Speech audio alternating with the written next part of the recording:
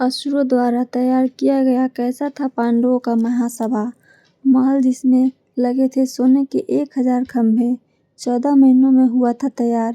आइए सुनते हैं ये पूरी कहानी। कहानी को सुनने से पहले चैनल को सब्सक्राइब और वीडियो को लाइक ज़रूर करें, साथ साथ अपना कमेंट भी ज़रूर करें। अब आइए सुनते हैं। महाभारत की कहानी श्री कृष्ण और अर्जुन के इर्द गिर्द घूमती है। अर्जुन पहले से शादीशुदा थे, लेकिन उन्होंने श्री कृष्ण की बहन सुभद्रा से भी विवाह किया। अर्जुन सुभद्रा के विवाह के बाद श्री कृष्ण और बलराम तमाम उपहार लेकर इंद्रप्रस्थ आए। एक दिन श्री कृष्ण अर्जुन के साथ खांडव वन में टहल रहे थे। जंगल में उनकी मुलाकात एक दुबले पतले ब्राह्मण से हुआ। उसे देखकर ऐसा लग रहा था जैसे काफी समय से भूखा हो। दोनों ने उस ब्राह्मण से सवाल किया कि क्या आपको खाने के लिए कुछ चाहिए। ब्राह्मण ने जवाब दिया, मैं आग का स्वामी अग्नि हूँ और हमेशा भूखा रहता हूँ। घी और मक्खन जैसी चीज़ों से ऊब गया हूँ और अब गर्म चटकते हुए पेड़ को भोजन बनाना चाहता हूँ। इसलिए अब इस जंगल को जलाना चाहता हूँ। अगर आप लोग मुझे कुछ देना ही चाहते हैं तो इस जंगल को भस्म करने में मेरी मदद करें। एक योद्धा को अपना वचन निभाना चाहिए। श्री कृष्ण और अर्जुन ने अग्नि को मदद करने का वचन दे दिया। जंगल में हुआ माया नाम के असुर से भेंट। नमिता खोखले में पेंगुइन स्वदेश में प्रकाशित अपनी किताब महाभारत में लिखती है कि अर्जुन और श्री कृष्ण ने अपना वचन पूरा किया और अग्नि को खांडव वन जलाने में मदद की। तक्षक नामक एक सांप उस वन की रखवाली करता था, जो इंद्र का बहुत प्रिय था।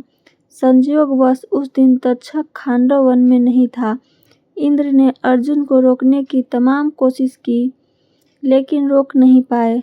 जब जंगल जल रहा था तो उसमें माया नाम का एक असुर निकला, जो आग की लपटों में फंस गया था। वह अर्जुन के पैरों पर गिर पड़ा। इस दौरान श्री कृष्ण ने उसे खत्म करने के लिए अपना चक्र निकाला, लेकिन अर्जुन ने उन्हें रोक दिया और माया की जान बचा ली। असुर ने बनाई पांडवों की माया सभा। जंगल जब लगभग नष्ट हो गया तो अर्जुन और कृष्ण यमुना के नदी के किनारे आए। वह असुर भी उनके पीछे पीछे चलने लगा।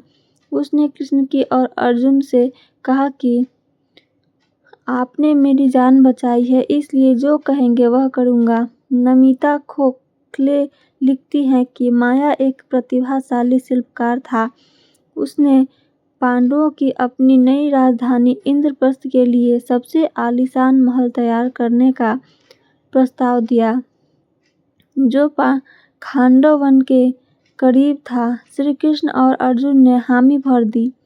14 महीने के बाद उस उजाड़ धरती पर एक भव्य महल बनकर तैयार हुआ। पांडवों ने उसका नाम माया सभा रखा। कैसा था पांडवों का महल माया सभा? आइए जानते हैं इसके बारे में। महाभारत में जिक्र मिलता है कि पांडवों के महासभा में सोने के 1000 खंभे थे। पूरा महल सफेद संगमरमर का बना था और आधी रात को भी चांदनी की तरह चमकता था। महल की लकड़ियों में सोने की जालियां लगी थी और गलियारों में चमकते रत्नों की दीपक लगे थे।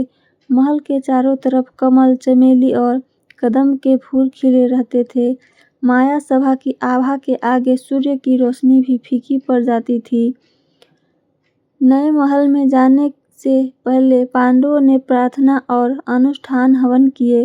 नगर में बड़े भोज आयोजन किए गए और पड़ोसी राज्यों से राजकुमार और राजाओं को समारोह में आमंत्रित किया गया। उस उत्सव में कौरवों को छोड़कर सब आए, हालांकि उन्हें भी विधिवत आमंत्रित किया गया था। पांडवों के पुत्रों का जन्म। नमिता खोखले लिखती हैं कि कौरव माया सभा को देखने नहीं आए, लेकिन हस्तिनापुर में दुर्योधन और उसके भाइयों तक माया सभा के चमत्कारों की कहानियां पहुंची। इससे उन्हें अपने चचेरे भाइयों से और चिढ़ व ईर्ष्या होने लगी। द्रौपदी के अब तक 5 पुत्र जन्म ले चुके थे। प्रत्येक पांडव से एक, युधिष्ठिर के पुत्र का नाम प्रतिविंध्य, भीम का सुत सोमा और अर्जुन के पुत्र का नाम श्रुतकर्मा था। इसी तरह नकुल के पुत्र का नाम कुंती ने शतानिक और सहदेव के पुत्र का नाम श्रुतसेन रखा था। कृष्ण की बहन अर्जुन की नई पत्नी सुभद्रा ने भी एक बेटे को जन्म दिया और उसका नाम अभिमन्यु रखा गया। पूरी कहानी को सुनने के लिए धन्यवाद।